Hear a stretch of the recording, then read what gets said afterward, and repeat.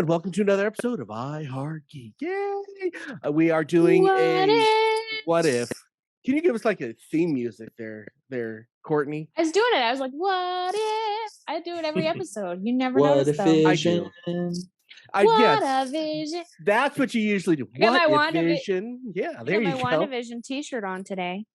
So I do have a Captain Carter one. I should have worn it for today. Look out now. Had a nice little cameo from a WandaVision character in this week's episode, so that's exciting. This episode is the king of the cameos. I'm Dub. Really I'm here with Courtney. I'm here with Blythe, and we're here to talk about this episode of What If, which is what if Thor was an only child. Was an only child. You know, I was so positive last week. I was so positive. The week before, so positive. And this week, yeah, I'm not. I don't know. Well, I do know. There's some things that I wasn't happy with it, and I think that I'll be the negative point on this one. I believe Courtney is the middle ground, and I'll be the middle of the road girl. Is the Marvel fanboy. Sound right? Sound good? Why don't we say Blythe is the positive influence can I just be the as optimist? opposed to the Marvel fanboy? Because you call me the Marvel fangirl, and just because I'm not gushing on this one doesn't mean I still don't love Marvel. I have no issue with Marvel. Let's call it what it is. If you're negative, he's positive, I'm middle of the road. I have issue with not liking the characters that they gave me. Okay, so let's hit this first. Blythe, what did you like about this that made you stand outside? This is awesome. It was just fun. It was and it was an actual what if, as opposed to last week that really wasn't a what if. We talked about it in last week's episode, but they made Killmonger the exact same character that he was in the Black Panther movie, and they gave him the same arc as they did in the Black Panther movie. There was subtle differences, but at the core of it, it really, for me, it wasn't a what if in the MCU. This was a what if. This was a completely different story. It was hashed out, completely different than anything we've ever seen before, and there was nothing different about it. I want to debate that a little bit, because I felt like this is basically almost the same Thor you get in Thor 1. He's still a party boy. Nothing's really changed with Thor. See, but I don't see him as a party boy in Thor 1. He's arrogant. He's an arrogant, meathead, but he's not a party boy. They have a scene or two where they're wanting to drink ale and party that they won and stuff like that. But it never comes out as an actual party boy. Maybe he was a little bit more of a D-bag. He wasn't likable at all in this, and I think that's part of my problem. And he's not supposed to be. Not at all. Was he supposed to be a likable character? Well, yeah. I'll debate that, but I want to wait until we get into a little bit on why he should be at least become likable in this. Now let's go over some of the things I actually liked on it. I wanted, and I know that we can all jump in on some of these. The Darcy character can do no wrong, and Howard the Duck is awesome, except in the first movie. That was a fun part of the movie to me. Jeff Goldblum was fun. What else did you guys like? Let's start with you, Courtney, because we haven't heard from you much. I like it when Korg yeeted Fury into the. That was pretty funny. Into the sun. Just tackles him. Yep, just tackles him. I really enjoyed that. Yeah. I enjoyed this frost giant version of Loki. Really? Yeah. Because he clearly Hiddleston was having a whole lot of fun with the character in it, which I really enjoyed. This is gonna earn Dub hate, but I really like all of the Captain Marvel stuff because I love me some Captain Marvel. Let me say something on that. I did not hate Captain Marvel in this episode. Of course, Natalie Portman earns some vile hatred, but that's another story. Nope. Together. I enjoyed me some Natalie Portman too. Oh, I thought it was. I mean, let me see. I'm trying to figure out. I knew you would hate this. I knew you would hate this episode the minute I came to the realization that it was going to be a Jane Foster and Captain Marvel heavy episode. I didn't mind the Captain Marvel stuff. I don't like the movie, but I like her in small doses. I think that's where she shines. Sure. I've been clear on this for a long time on my thoughts on all that. I don't have a hatred for the character, but I think she's a lot better in small doses. I think this was about the right amount of Captain Marvel for me. Now, the Jane Foster, I don't know if it's the way they write her or the way she gets played. And I've mentioned this before, but she goes so gooey. It's insulting. And that's just, I can't get past it. I've tried. That's just a thing with me, I guess. Can anybody refute on that? Because I really want a reason to like her. I do. I mean, she does. I mean, I don't know. She goes gooey, but it's supposed to be in reaction to Thor. A lot of girls go gooey for Thor, so I don't. So she has no brain. That's not the thing. She does have a brain. She builds a thing in the middle of this episode to reach out to Heimdall. Right. There's a few things going on here. She is reacting to Thor, who is this. I mean, Darcy calls him out immediately for being this like man of a man, and then she falls into the partying piece of it. So now then half the episode she's drunk, and then she's just that character. I don't know. I just never really had a problem with her, even in the Thor movies. I will say that I was okay when they kind of wrote her out of it, but I'm excited to see what Natalie Portman does in the next Thor: Love and Thunder movie, because Natalie Portman, especially with Taika Waititi directing and helping write. So, because Natalie Portman has done some good stuff. After Black Swan, name something. I mean, she's done Black Swan. She was great in The Professional. Those are only two things, and she was brilliant in both of those. Yeah, V for Vendetta. She's regardless of how many things she's done well, she can do stuff well, and I think that has to do with the writing and it has to do with the directing, and so we'll see what she does with Love and Thunder. But she can act the heck out of stuff, so I'm excited to see what she does with it. This episode definitely showed me what voice actors can do, because Chris Hemsworth knocks it out of the park. Like, he is Thor, he is that character. But I didn't realize until Tara looked it up that Maria Hill was Colby Smulders. Like, I thought that was another voice actress, because she just seemed to be trying too hard to like push that character. So it just felt a little off for me. And there was a couple. She's an eye actor. Let's be honest. I mean, she acts with her face a lot more than she acts with her voice. Sure. Yeah. She's a very expressive. And she's incredibly good actress. At it. Yeah, sure. But it's a different world. So, I definitely had that like ups and downs with the voice acting in this one. Fair enough.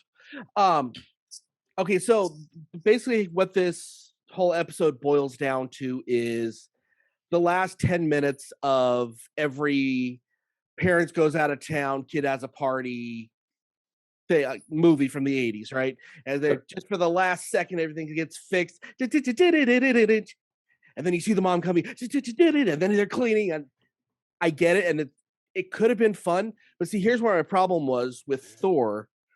You like those movies and you want them to succeed because you've fallen in love with the character. This Thor, you don't fall in love with. He's still just a D-bag the entire time. I think that's where my biggest problem comes from, because there is no love for the character at that point. Go ahead, Courtney. I don't know if he's a D-bag the whole time.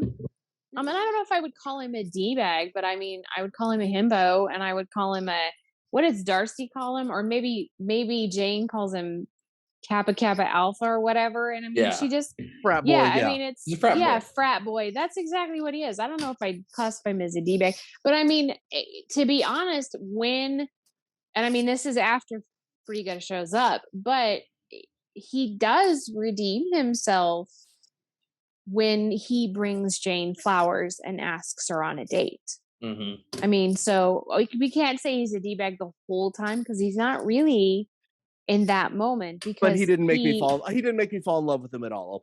I'll leave it at that. And I think that may be just a repercussion of these only being 30 minutes long. Yeah. You really don't have time to give him an overarching movie arc where he learns lessons. He, like Courtney said, he learned his lesson in the end. He's like, hey, you called my mom. That's not cool, but it was the right thing to do. So he knows what the right thing to do is. And I think part of what the love for the character should also be is that this is the Thor from the MCU. This is the Thor that we all have grown to love over time. We know the potential is there, and you see a glimpse of that potential at the end of it. But this is what if. This is what if he didn't have his brother, which is great to.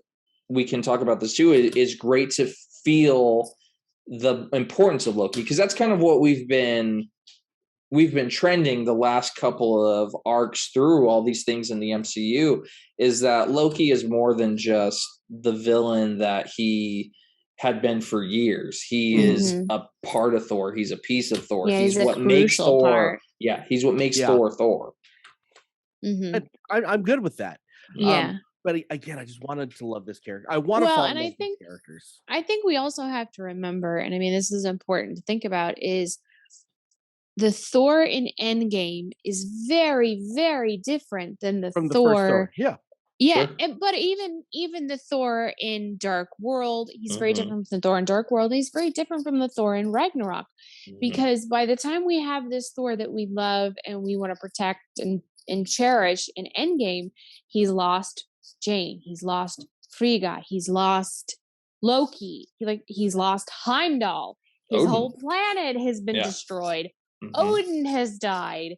He's watching, and then he has to go through all of this, and I think his mindset in Endgame, which is the Thor we know now and going forth will be the Thor, is, I think it's best summed up by Rocket when Tony in Endgame says, "What's the matter with him?"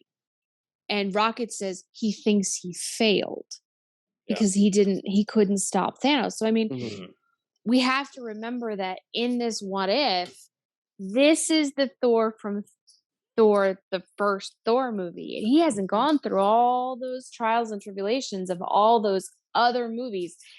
He hasn't teamed up with the Avengers. He hasn't lost his mom. None of that stuff. So not only does he not have Loki as his equalizer, he doesn't have any of that other stuff that he's gone through in the MCU so far. And so maybe that's part of why you don't think you can love him or why you didn't love him, because you're so used to him being where he is. We see him in Infinity War and Endgame, that it's kind of, this is very jarring. Yeah.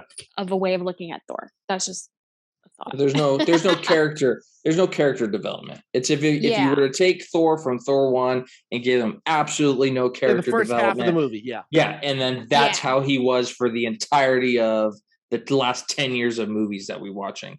No one would like Thor. Thor would be the worst character on the floor. Yeah, exactly. Exactly. Thor would never have been liked throughout any of this stuff. So I think the fact that you hate him so much is, I mean, you're not supposed to like him. He's just he's a frat boy that just is not. He needs Loki in his life.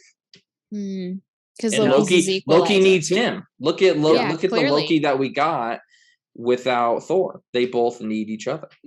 Yep. Now, I do want to give this episode props on something, and that was the Thor Captain Marvel fight was fun. Both of them. I think that's the best fight we've seen in What If. I enjoyed the heck out of it. It was fun. I will say that was one of my favorite parts. So everyone, I did like that part. No, I thought it was great, and it's I liked Captain Marvel in it. I liked Thor in it, and I liked that they were equaled out, and I thought that was kind of where the comics I feel like they are more. Now, we learned two important things. I think one is the Colby Smulders character. I always forget her name. Maria Hill. Maria Hill. You never want her in charge because she's ready to push the button. Which that's how she is in the comic books. That's when right. she takes over for Nick Fury in the comics, she does the same thing. She like takes Shield and takes it to a whole new level. Yeah. Which is so you never really like her. No, I do like grumpy Crossbones. Never get to fire the nukes. Rumlone. Yeah. Yeah. Because he just wants to cause chaos, but he never gets a chance to. and then there's something that Courtney and I were discussing earlier, and I would like Blythe to weigh in on this. Now, I felt like the Watcher, I feel like he was definitely showing a side of evil to him, because when Ultron Vision showed up, he seemed to be, to me, I thought he was very, very overjoyed and like, yeah, let's see what happens now. Courtney disagreed with that. She saw something different. What did you see, Courtney? Sorry. Go ahead, Blaze. It's okay.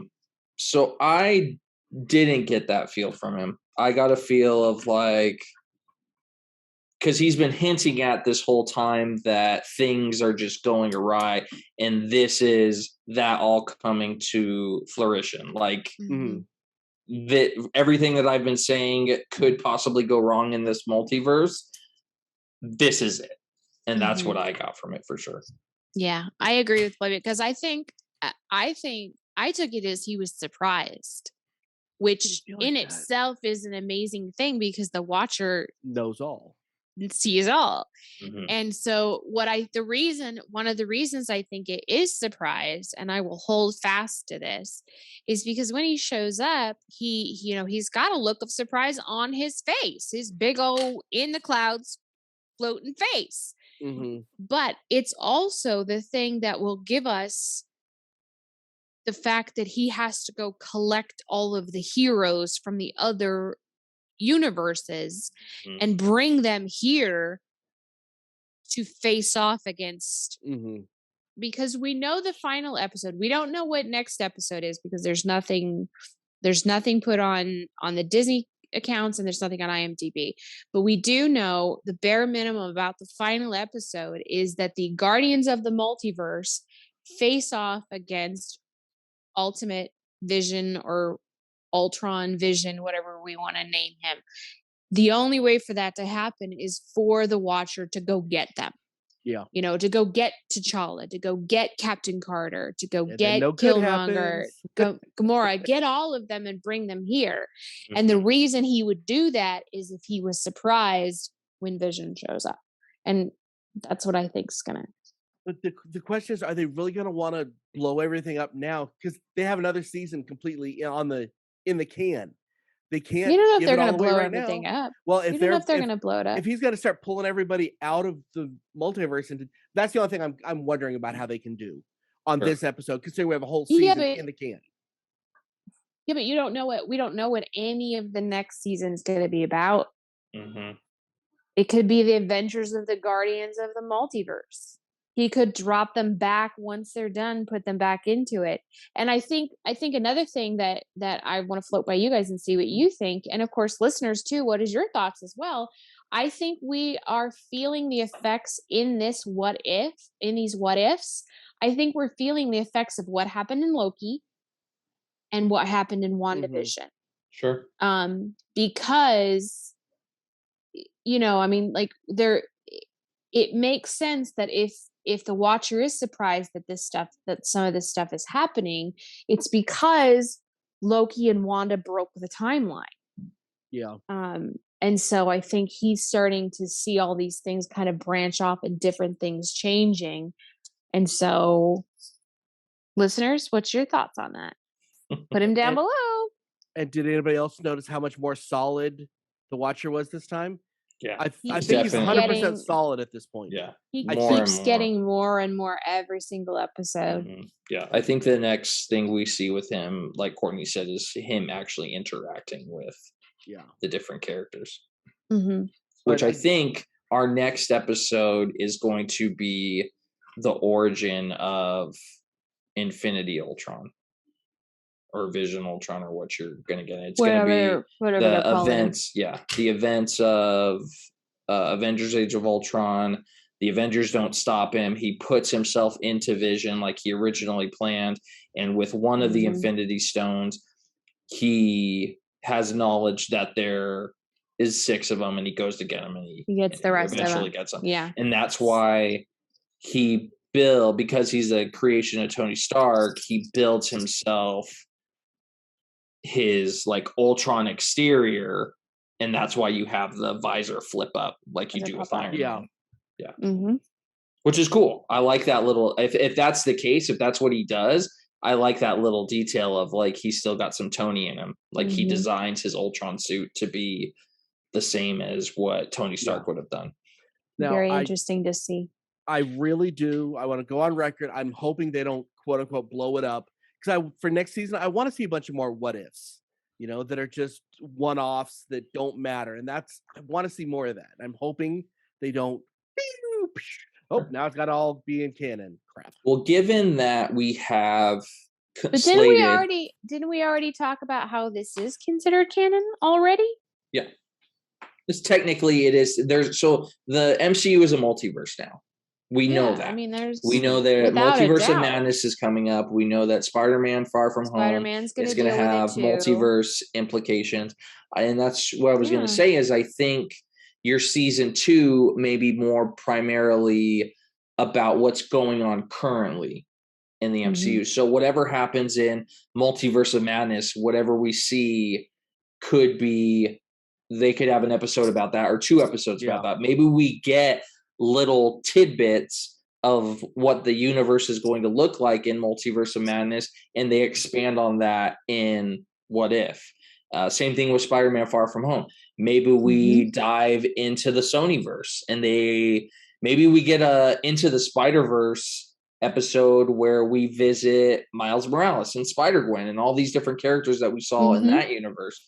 So I think there's still more that they can do with the multiverse that doesn't necessarily have to be with what we currently have. Because from there as well, we've got Shang-Chi, we've got the Eternals, like all of them now can have their own what if spinoffs. Exactly. Yeah. You mentioned Shang-Chi and you mentioned the Eternals, but there's also She-Hulk is coming. Yep. Miss Marvel is coming. Kate Bishop at Hawkeye. Kate Bishop's coming. We have Yelena. Yep. Who's already been introduced. So, I mean, there's still a myriad of things that they can do in a season 2 of What If. And I want to say my most negative thing, I would rather have an hour of the Jane Foster character talking and whining. I'd rather take an hour of that than how much scrolls they threw at me. I'm like, really? There was like maybe 2 scenes. Get out of here. Scrolls are evil. Like not even 30 seconds of scrolls, and they didn't even talk. Yeah, I hate them so much. Anyway, so let's hear our grades for this one. Let's start with Courtney. I'm gonna go with a B. Okay. Because it, like I said, wasn't my favorite, but it wasn't my least favorite. Fair enough. And I still enjoyed it for some parts of it. Lies. I'm back up to an A. It was fun. It was what if. It was it may have not been the highest point of the series, but it's definitely not my lowest points. But I did enjoy. I enjoyed all the cameos. It was one of those episodes that had me pausing throughout the episode because I'm like, oh, what's over here? What's over here? What can I spot? Like, so I enjoyed it. Yeah. Now, because of the fight, I'm marking it as high as I'm marking it because it was a great fight. I'm giving it a solid C-. I put this at, I hate to say it, this is the low point of Marvel for me since the original Howard the Duck. And you guys, you all heard where I came out last week. Last week I was giving it like a high A. This episode just did not do it for it. It was a lot of things that I didn't like all thrown in at once. But if you liked it, cool. Yeah. I'm glad because you did. That's fair. We're gonna like things. We're gonna dislike things. So until next time, next week. We have no idea what we're talking about. We're gonna talk about something. Nope. But we'll see y'all next week. I'm Dub. I'm here with Courtney. I'm here with Blythe. Keep on geeking on, guys.